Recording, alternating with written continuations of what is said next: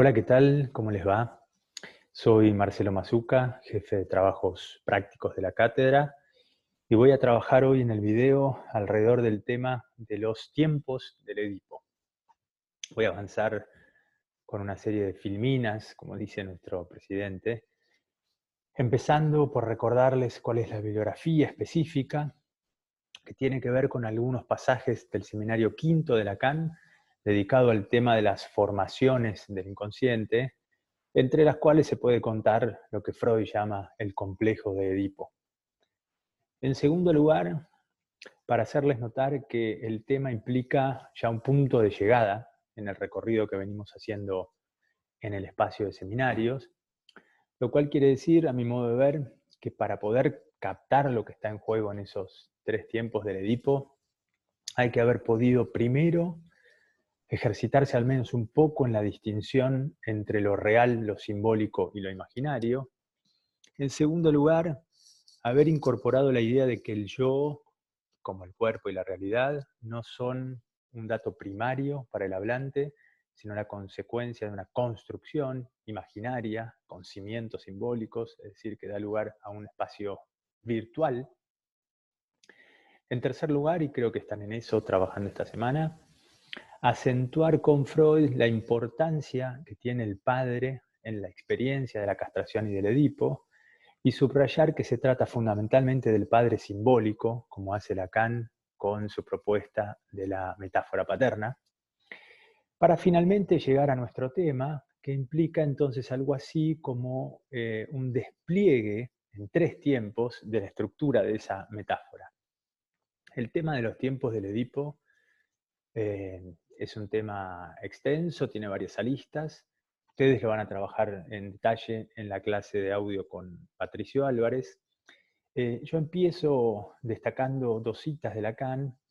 para subrayar. Primero, que los esquemas con los cuales tratamos de pensar la temporalidad que está en juego en el Edipo están extraídos de una experiencia muy concreta, que es la del análisis. Eso quiere decir que lo tomamos de lo que nuestros pacientes dicen de sus formaciones del inconsciente.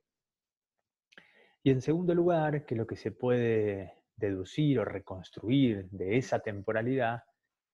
no tiene que ver forzosamente, como dice Lacan, con tiempos cronológicos, sino con tiempos lógicos. Eso quiere decir que sí implican necesariamente una sucesión temporal. Lo que Lacan despliega en un cuadro, una de cuyas versiones van a encontrar en esa página 176 del seminario quinto, eso quiere decir que hay varias versiones, en un cuadro relativamente sencillo que distribuye para cada uno de esos tres tiempos la operación en sí misma,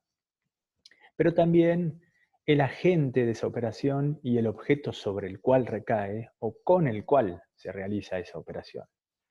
Vamos a ir rápido porque luego trabajarán en los detalles de cada uno de estos tres tiempos. Pero entonces empecemos por decir que para el primer tiempo se trata, según Lacan, de una operación imaginaria, o más concretamente la frustración como un daño en el imaginario del sujeto, cuyo agente es el padre simbólico, es decir, ese significante que el niño o el sujeto encuentra en el discurso de la madre, y cuyo objeto, si bien es real, es un real pulsional en el inicio de esa experiencia, es también ya al mismo tiempo el falo como objeto imaginario del deseo del otro. Eso quiere decir que en ese primer tiempo lo que se sostiene durante un tiempo, que cronológicamente hablando tiene su duración, una experiencia de la gratificación, pero que también necesariamente es de la frustración, por el hecho de sostenerse en la creencia de que el sujeto puede igualarse, puede igualar su ser de deseo a ese objeto imaginario y virtual que encuentra como significación en el deseo de su madre. Es decir, que ese primer tiempo se sostiene de la creencia de que se puede ser el falo. El segundo tiempo, que creo yo es el más problemático, el más difícil de comprender, tiene que ver con una operación real, cuyo efecto es o se percibe, se registra en lo real, cuyo agente es imaginario, es el padre imaginado como terrible o como temible en el discurso de la madre, y cuyo objeto problemático, paradójico, porque no se trata estrictamente hablando de un objeto, es en realidad un significante, o en todo caso, el o lo significante que hay en el deseo. Es decir, el hecho de que el deseo tiene su punto de partida y su sostén en lo significante. Y en tercer lugar, la experiencia simbólica de la castración propiamente dicha, tercer tiempo, que Lacan califica como deuda simbólica, para insistir en el hecho de que también se trata de un tiempo con su cronología, con su despliegue, con sus vueltas, en donde lo que hay es un intercambio con la falta o con lo que falta como el objeto que dinamiza esos intercambios y que al mismo tiempo los instrumentaliza. Tenemos allí entonces al falo imaginario, pero negativizado, afectado por la falta y convertido fundamentalmente en el instrumento del deseo. En ese caso, Lacan insiste en que el agente es el padre real, es decir, el que por primera vez en esos tres tiempos tiene que intervenir de hecho, efectivamente, dando concretamente alguna prueba de que puede disponer de ese instrumento en que consiste el falo. Entonces, tenemos esos tres tiempos y vamos a acentuar la problemática de la relación con ese objeto, que como ya venimos ubicando, no es solamente un objeto, el falo, tal y como se pone en juego en cada uno de esos tres tiempos lógicos. Por eso pasamos a otra presentación del mismo cuadro, para indicar que estrictamente hablando, a mi modo de ver, el segundo tiempo es una suerte de falso segundo tiempo, porque en términos lógicos, más concretamente dialécticos, en realidad se trata más que de un tiempo en sí mismo que tenga su duración, su despliegue, de la negación del tiempo anterior. Si en el primer tiempo el sujeto del deseo insiste en el intento de ser el falo, es decir, siente la frustración y la impotencia, ¿no?, que se corresponde con el hecho de creer que se puede serlo y por lo tanto seguir intentarlo, a partir del segundo tiempo esa creencia se cae, se rompe o por lo menos, digámoslo así, se pone fuertemente en cuestión. El segundo tiempo, que entonces tiene un estatuto distinto a los otros dos, habilita a un tercer tiempo que entonces sí tiene nuevamente, creo yo, ese estatuto de un tiempo del desarrollo, del despliegue, de una cronología, que es entonces el de hacer la experiencia de cómo, alternativamente, se puede tomar, recibir, tener y utilizar el falo, entonces, no solo como objeto al cual el deseo aspira, sino como el instrumento con el cual manejarse y eventualmente conseguir ese objeto y ese objetivo. De modo que el segundo tiempo, creo yo, da la clave de lo que es tanto la estructura lógica, topológica, dice también Lacan, porque está en juego una concepción también del espacio, que nos permite graficarlo en otros términos y acompañar ese esquema de Lacan con otras presentaciones. Por ejemplo, subrayar que ya hay un primer efecto de la metáfora, es decir, de la operación de sustitución del significante enigmático del deseo de la madre por el significante del nombre del padre. Ese efecto es construir, configurar, delimitar el campo de la significación fálica, de la significación del falo, en donde se va a mover, hay también ahí un movimiento y un dinamismo, el sujeto del deseo para el caso de la neurosis y de las perversiones. Es decir, que podríamos pensar por fuera de ese campo a el conjunto de la psicosis. Dicho de otro modo, ya está implicado en la estructura de ese campo de la significación fálica lo que luego se despliega en los tres tiempos del Edipo. Dicho de otra manera, creo yo, ya están potencialmente en acto puestos en juego esos tres tiempos en el primer movimiento que consiste en producirse ese efecto de la metáfora que es la significación fálica. Podemos entonces a partir de ahí graficarlo de este otro modo, en realidad apoyados en lo que es un objeto de la topología. Lacan le llama, o lo toma de la topología, es el 8 interior, para indicar entonces que hay una relación estrecha entre el primer tiempo, que es este círculo más amplio, el primer tiempo que implica hacer la experiencia de intentar igualarse con el falo, de tratar de igualar el ser del sujeto con el falo. Y un tercer tiempo, entonces, que es el de hacer la experiencia de recibirlo, tenerlo e intentar manejarlo, tener el falo. Mientras que el segundo tiempo, entonces, lo graficamos o lo indicamos con este pequeño circulito para tratar de traducir lo que Lacan llama, tomo esas dos expresiones que me parecen especialmente indicativas, el punto nodal o el tiempo negativo, para indicar que efectivamente se trata,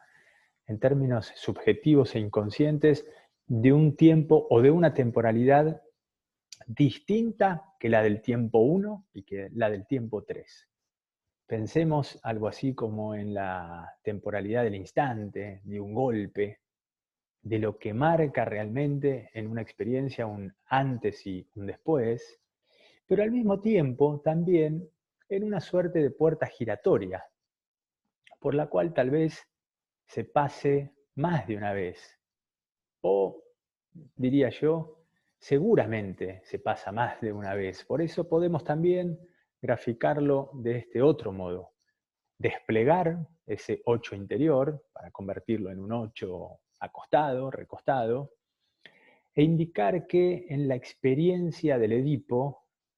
se trate de la experiencia infantil o de la niñez, propiamente dicha, donde todo esto se va estructurando por primera vez, o de la experiencia adulta. Dicho en otros términos, un análisis en cierto sentido consiste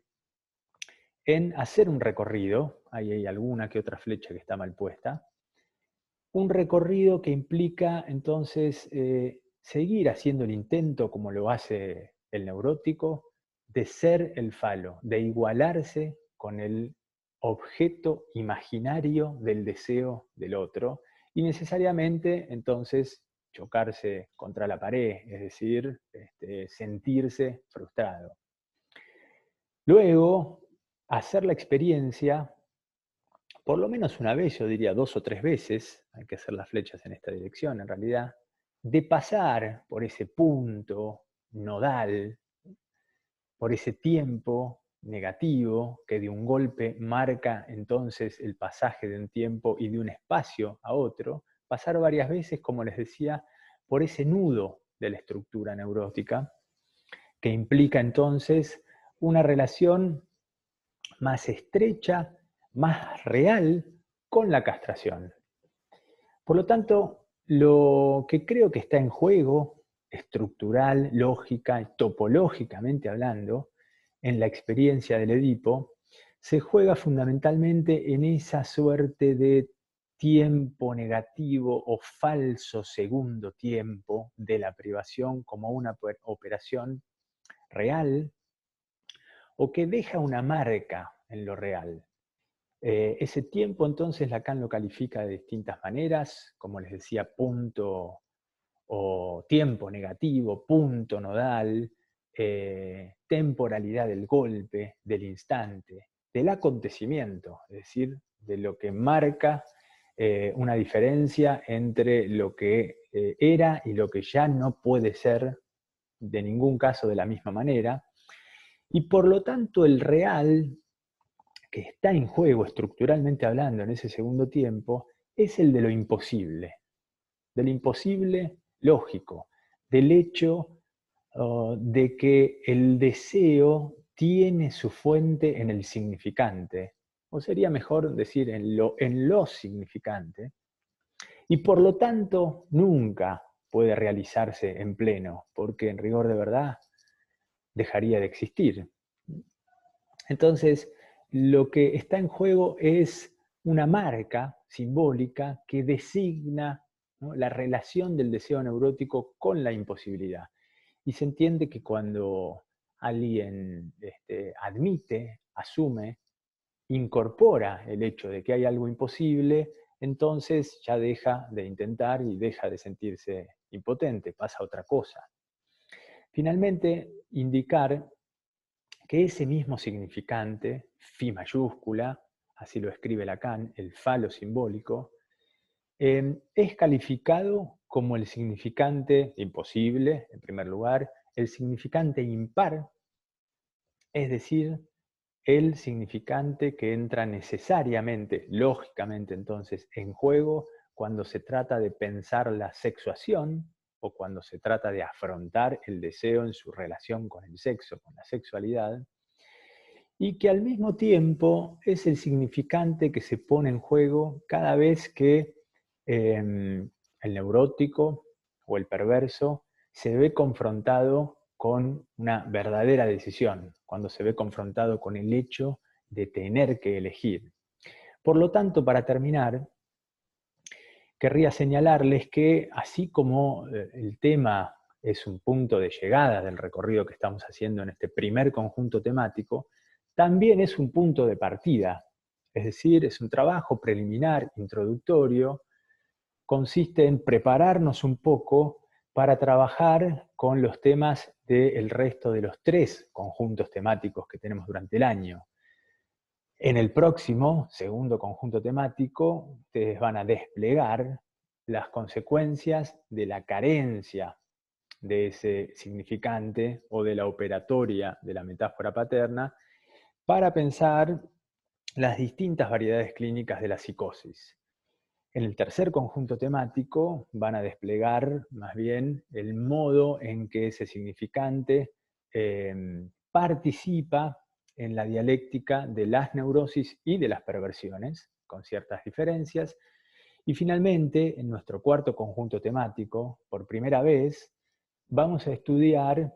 el debate sobre los asuntos de género y sexuación para reencontrar entonces la función de ese significante, el falo simbólico, en las operaciones de la sexuación tal y como las piensa Lacan. De modo que ejercitarse en pensar y problematizar cuál es la temporalidad y la espacialidad que está en juego en la experiencia del deseo inconsciente es una preparación para prácticamente todo lo que se viene durante el resto del año. Los despido, espero que esto haya sido útil y también espero que nos veamos pronto de manera presencial en las aulas. Hasta la próxima.